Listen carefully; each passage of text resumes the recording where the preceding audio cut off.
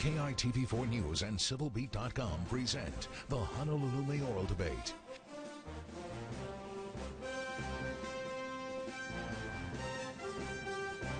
Good evening, and thank you for joining us for the Honolulu Mayoral Debate, hosted by KITV and CivilBeat.com. I'm Paula Akana. First off, we want to acknowledge and thank Hawaii News Now, PBS Hawaii, and KHVH Radio for joining us with an unprecedented effort to bring this debate to you. Since midnight Monday, KITV has been blacked out on Oceanic Cable because of a dispute between the parent companies of both organizations. The combined efforts tonight by local broadcasters provides a valuable public service in this very important election year, and for that we say mahalo. And now on to the debate. We want to thank the three major candidates for Honolulu Mayor for joining us tonight: Mayor Peter Carlisle, former acting Mayor Kirk Caldwell, and former Governor Ben Cayetano. Thank you, gentlemen, for being with us. Our panelists tonight are Andrew Pereira and Catherine Cruz from KITV4 News and Chad Blair from CivilBeat.com. And in addition to our broadcast, this debate is being streamed on KITV.com. Laura Yamada will join us a little later from the Web Center with questions from you, our viewers. That live wire discussion is open right now, and you can submit a question by clicking on the link at the top of our homepage. Well, here are the rules for tonight's debate. When a candidate is asked a question by one of our panelists, he will have 1 minute and 30 seconds for his answer. The other two candidates will then have 1 minute each for their rebuttal. And a little later in the broadcast, the candidates will have an opportunity to ask questions of each other. Well, there are many important issues facing our community: roads, sewers, parks, taxes, traffic, safety, but no doubt the biggest topic is rail. The city's proposed $5.2 billion fixed rail system. To be fair in terms of the time, we're going to give each candidate 1 minute to make his pitch for or against rail. And for this opportunity, we're going to go in alphabetical order. So, Mr. Caldwell, we'll start with you. 1 minute, please. Thank you, Paula. No, I am passionate about rail, have been since I got elected to the State House in 2002 and introduced a bill in 2003 that created a task force to study whether we should start the rail debate again. And it went forward from there. Worked hard on the excise tax, chaired the Go Rail Go effort, and then went to the city to get the project moving forward. For me, it's about living differently in the urban core, and it's much about transportation equity.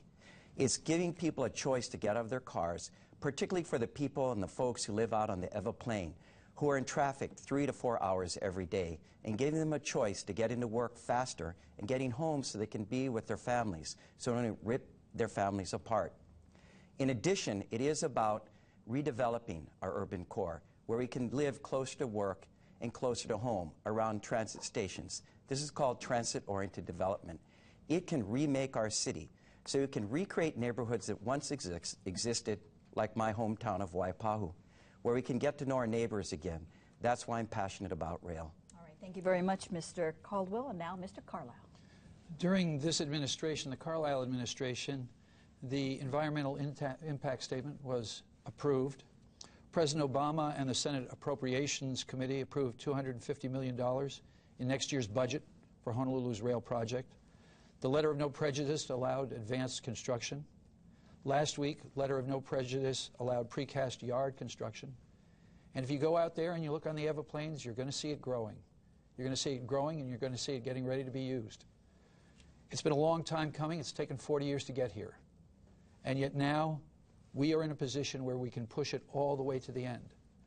Not only have we succeeded with the project itself, but we've also succeeded in federal funding to a level of virtual certainty because of Senator Daniel Inouye's assurances. So we are on time, on schedule, and ready to keep on going, and it's my job to push it forward to the end and see that you have rail completed. All right, thank you very much, Mr. Carlisle. Mr. Cayetano. I oppose the rail system, and I oppose it because it's not going to do the job that they said it would. The city has been telling people that it would reduce traffic congestion. Well, actually now we know that the city and the FDA both admit that it will not reduce traffic congestion. And then they say that it'll create 10,000 new jobs a year. Now we know from the University of Hawaii study that it won't. It'll probably create 2,000 jobs for the entire project. There's been a lot of hype about rail. Most of it is untrue or I think exaggerated. We have a good bus system. And in 2003, the city paid $10 million for a environmental impact statement which concluded that bus rapid transit, which is now being used in other cities, was superior to rail. If rail is built, it'll suck up all of the resources that we have and curb the city's ability to do other services. Thank you very much, Mr. Cayetano. Thank you, gentlemen. And now, questions from our panel. We're going to start with Andrew Pereira with a question for Kirk Caldwell. Andrew. Thank you, Paula. Mr. Caldwell, aside from rail, sewers, or water, what is the biggest issue that needs fixing on Oahu today? I think one of the things that we really have to do better at is making sure that we expedite our permitting process. We have major projects underway in our city that are going to change the face of Waikiki, give us new product for our tourists, and also change our urban core so we can build more affordable housing. And right now, it takes longer than it should. And I'm passionate about partnering up with the people who will be developing these projects and really be a job creator. We're climbing out of the worst recession since the Great Depression, Andrew. We need to do better, and I think we can. The city, more than the state, is one huge job creator if we do things right. I'm about doing that right, getting work out on the street, getting more roads repaved, expedite road repaving, filling more potholes, creating the jobs that we all desperately need. Thank you. Thank you, Mr. Caldwell. Mr. Carlisle, 1 minute rebuttal. You know, I tell you that there isn't one thing that I would look at immediately, but one of the best things that we're doing about everything is integrating technology and coordination for all of the projects. And the more we can keep Honolulu transparent, and the more we can give information to people out in the public, the more they're going to have confidence in government, because government hasn't worked out real well at doing that in the past. And the other thing that's really important is keep this a nonpartisan job, which is something that we've been real adamant about doing. So I would say that if you take those overarching values and you basically overlay them with the new technologies for all of the systems, sewers, road repairs, potholes, the parks, all of those things would give us an advantage by having the interrelationship with the public, and number two, integrating technology to the ultimate extent that we can, because technology is racing forward every day. Thank you very much, Mr. Carlo. Mr. Cayetano, 1 minute. I think it's important that when we develop solutions for problems, that we take a look at whether the solutions we develop are consistent with the core values that we cherish in this state. I don't think that's happened. I think that there has been a pro-development impetus on the part of the city, wanting to do with environmental regulations, wanting to speed up development, not attending to the basic infrastructure that development needs to happen. Those are the kind of things that I think are important, and it's the culture in the city has to be changed. Thank you very much. Now, Chad Blair with a question for Mayor Carlisle. Thank you, Paula. Mayor Carlisle, forgive me. When was the last time you used a public restroom in a park or a beach? Was it a positive experience? And what can be done that hasn't already been done to maintain acceptable conditions in our restrooms? I would say it was about a week and a half ago, probably closer to a week. I go regularly to surf in Waikiki, and you walk in there, and you're right, it could certainly be done better. We have basically plans to put in about 10 different bathrooms with more amenities and improvements and upgrades. But frankly, one of the big problems that we face is when people aren't in the area, there is a huge problem with graffiti and destruction of property. And those are criminal acts. And we can't watch every restroom with a police officer, and we can't keep the people who are going there, who are vagrants, who are moving in there, or homeless. And those create problems. And I mean, one of the ones that I went into, you couldn't get into the stall where you sat down, if I hope not being too graphic, because there was a person who was living in there. And that was on the windward side. And that, I think, was within the last 3 weeks. So because of my age, it's important for me to get to bathrooms quickly. Thank you, Mr. Carlisle. Mr. Cayetano, your rebuttal. I can't disagree with Peter. I'm just wondering why Mr. Caldwell, who likes to say that he's a hands-on mayor, didn't get his hands on that particular problem, because it's been festering for a while. All right. You know, Mr. Caldwell? On the issue of our bathrooms, I think it's twofold. One, it's a job that needs to be done every day. It never gets better. It's about maintenance. It's getting in there and cleaning the bathrooms, making sure there's toilet paper, and doing it constantly all day long. When I was at the city, we did have problems in Waikiki, and we ramped it up. We did a better job of taking care of those bathrooms, and the reports back were positive. But here's the problem. It's twofold. One is better maintenance, but the other one is the people who destroy our bathrooms. And you got to ask, we need to all ask ourselves, why is it that there are people that go in trashing bathrooms and make it difficult for everyone else? I think particularly in Waikiki, I think partnering up with the industry there to see if we can't get attendants in bathrooms when they're open, like we see in Asian cities and European cities, to perhaps ensure that they stay clean and it's a positive experience for the tourists who visit those bathrooms. Thank you very much. And now Catherine Cruz with a question for Mr. Cayetano. Thanks, Paula. Mr. Cayetano, if you're elected mayor and you're able to kill rail, what then? If we can't use the excise tax and federal transit funds, how do you plan to fund your traffic solution? Well, Catherine, I'd go to the legislature and ask them to revise the rail surcharge law to allow me as mayor to use part of the proceeds to infuse more money for the sewers and for the water system and for our basic infrastructure. Now, you'll have to cut a deal with the legislature, and I think that with $2-point-something billion left, we can do that. I've already spoken to some legislators and the governor, and they're very open to the idea. Thank you very much, Mr. Cayetano. Mr. Caldwell, 1 minute. I was in the legislature when we wrote the tax, and it's not only the legislature who has to decide to do something else, but the city council too. And it's clear it can only be used for mass transit on Oahu, fixed rail mass transit.